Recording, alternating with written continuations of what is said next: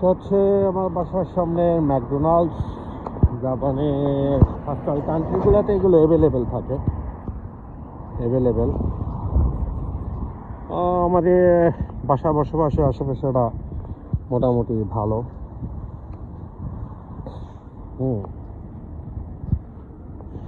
জাপানে হচ্ছে গাড়ি সাইকেলের মতন, আমাদের দেশে রিক্সার মতন চলে, রিক্সার মতন।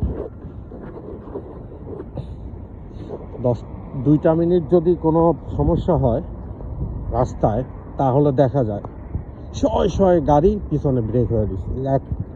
30 সেকেন্ড থেকে 1 মিনিটের মতো ম্যাক্সিমাম আপনার হচ্ছে সিঙ্গেল পড়ছে।